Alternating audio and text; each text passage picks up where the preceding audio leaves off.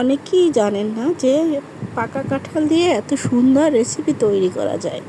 মুখে লেগে থাকার মতো স্বাদযুক্ত এত সুন্দর একটা রেসিপি আজ আমি আপনার সাথে শেয়ার করছি। আমি প্রথমেই নিয়েছি পাকা কাঁঠাল। পাকা কাঁঠালের বিচি ফেলে দিয়ে শুধু কাঁঠালটা নিয়ে নেব।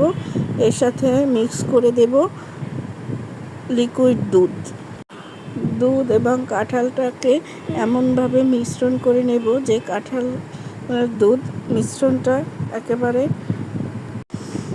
মিশে জুসের মতো হয়ে যায়। এরপর কাঁঠালের আঁশগুলো আমি ছাড়িয়ে নেব। খুব সুন্দরভাবে আঁশগুলো ছাড়াতে হবে যেন একটু আঁশ থেকে না যায়। আঁশ ছাড়ানো হয়ে গেলে মিশ্রণটিকে আমি একটি প্যানে চুলায় বসিয়ে দেব। হালকা আঁচে মিশ্রণটিকে নাড়তে থাকব। খেয়াল রাখতে হবে যেন মিশ্রণটা চুলায় পাতিলে না লেগে যায়।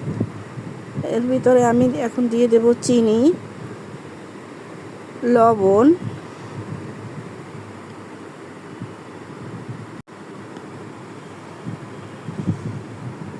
বেকিং পাউডার, সয়াবিন তেল। এবার মিশ্রণটাকে আরও কিছুক্ষণ নাড়তে থাকি, একেবারে গরম হয়ে ফুটে না ওঠা পর্যন্ত। দেখেন একটু ঘন ঘন হলে আমি এর ভিতরে দিয়ে দেব চালের গুঁড়া। চালের গুঁড়োটা আস্তে আস্তে অল্প অল্প পরিমাণে আমি ছিটিয়ে দিব, যাতে একবারে দিলে দলা বেঁধে না যায়। আস্তে আস্তে দিতে হবে এবং আস্তে আস্তে নাড়তে হবে। আপনি ওই পরিমাণে চালের গুঁড়ো দিবেন যে পরিমাণে দিলে আপনার আঠাটা একটা খামিরে পরিণত হয় এবং আটাটা সিদ্ধ হয়ে যেন হাতে লেগে না যায়, এরকম পর্যায়ে আসলে আমরা উঠিয়ে নেব। এরপর আটাটাকে আমরা কিছুক্ষণ রেস্ট দিব। রেস্ট দেওয়ার পরে ঠান্ডা হলে এর ভিতরে দিয়ে দেব আবার কিছু পরিমাণে সয়াবিন তেল দিয়ে আমরা এটাকে ভালোভাবে মেখে নেব। মেখে নেওয়া হলে আমরা এটা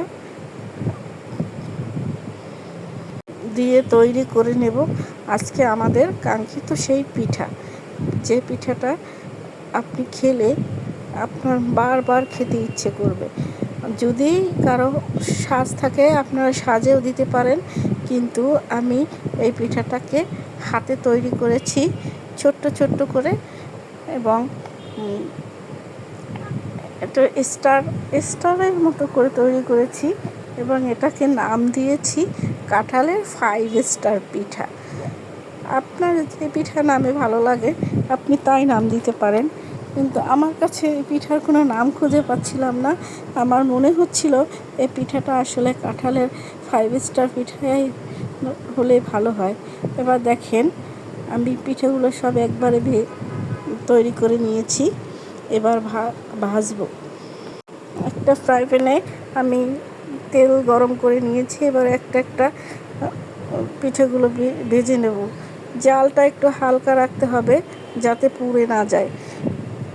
এপাশ ওপাশ উল্টে উল্টে ভাজতে হবে। দেখেন পিঠাগুলো ফুলে উঠেছে এবং এত সুন্দর একটা ঘ্রাণ। আপনি যখন পিঠাটা ভাজবেন দেখবেন আপনার ঘ্রাণেই আপনার অনেক অনেক ভালো লাগবে। ঘ্রাণটা আপনি যদি এরকম সুন্দর অল্প সময়ের ভিতরে কাঁঠাল দিয়ে এভাবে পিঠা তৈরি করে দিতে পারেন, আপনার বাচ্চারা খেয়ে খুবই খুশি হবে। দেখেন মচমচে লালচে কালার হলে আমরা পিঠাগুলো উঠিয়ে নেব। বন্ধুরা, আমার এই পিঠা রেসিপিটা আপনাদের কেমন হয়েছে, কেমন লেগেছে অবশ্যই আমাকে কমেন্ট করে জানাবেন। আর ভালো লাগলে শেয়ার করে এই রেসিপিটা আপনি লাইনে রেখে দেবেন। অনেকক্ষণ ধৈর্য ধরে ভিডিওটা দেখার জন্য ধন্যবাদ। আবার আসবো নতুন কোনো রেসিপি নিয়ে, যদি আপনারা আশ্বাস দেন।